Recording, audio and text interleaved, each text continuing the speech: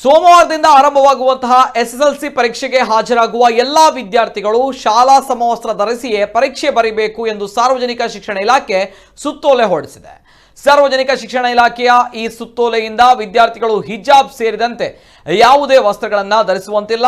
ಶಾಲಾ ಸಮವಸ್ತ್ರ ಧರಿಸಿಯೇ ಪರೀಕ್ಷಾ ಕೇಂದ್ರಕ್ಕೆ ಆಗಮಿಸಿ ಪರೀಕ್ಷೆ ಬರೆಯುವುದು ಕಡ್ಡಾಯ. ಈ ಸಂಬಂಧ ಪ್ರಾಥಮಿಕ ಮತ್ತು ಪ್ರೌಢಶಿಕ್ಷಣ ಇಲಾಖೆಯ ಅಧೀನ ಕಾರ್ಯದರ್ಶಿ ವಿ ಶ್ರೀನಿವಾಸ್ ಮೂರ್ತಿ ಅವರು ಸುತ್ತೋಲೆ ಹೊರಡಿಸಿದ್ದು, ಮಾರ್ಚ್ 28ರಿಂದ ಏಪ್ರಿಲ್ 11ರವರೆಗೆ ನಡೆಯುವಂತಹ ಎಸ್ಎಸ್ಎಲ್ಸಿ ಮುಖ್ಯ ಪರೀಕ್ಷೆಗೆ ವಿದ್ಯಾರ್ಥಿಗಳು ಸರ್ಕಾರದ ಆದೇಶದನ್ವಯ ಸಮವಸ್ತ್ರ ಧರಿಸಿ ಪರೀಕ್ಷೆ ಬರೆಯಬೇಕು.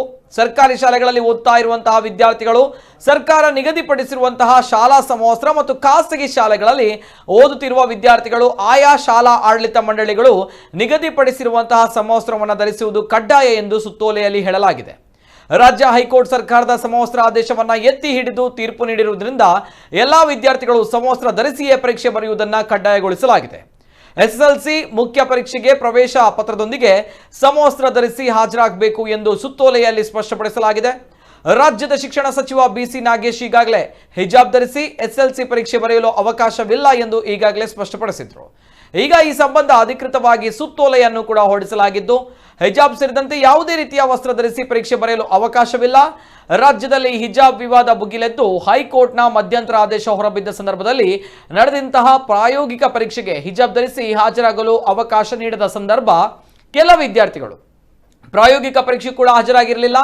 ಇವರಿಗೆ ಮರು ಪರೀಕ್ಷೆಗೆ ಅವಕಾಶ ನೀಡಬೇಕೆಂಬ ಒತ್ತಾಯ ಕೇಳಿ ಬಂದಿದ್ರು ಕೂಡ ಸರ್ಕಾರ ಅದಕ್ಕೆ ಒಪ್ಪಿರಲಿಲ್ಲ. ಹೈಕೋರ್ಟ್ ತೀರ್ಪಿನ ನಂತರ ರಾಜ್ಯ ಸರ್ಕಾರ ಸಮವಸ್ತ್ರ ಧರಿಸಿ ಬರೋರಿಗೆ ಮಾತ್ರ ಶಾಲೆ ಪ್ರವೇಶಾವಕಾಶ ನಿಯಮವನ್ನ ಬಿಗಿಯಾಗಿ ಪಾಲನೆ ಮಾಡಿತ್ತು. ಈಗ ಎಸ್ಎಲ್ಸಿ ಪರೀಕ್ಷೆ ಕೂಡ ಸಮವಸ್ತ್ರ ನಿಯಮ ಅನ್ವಯವಾಗಿದೆ.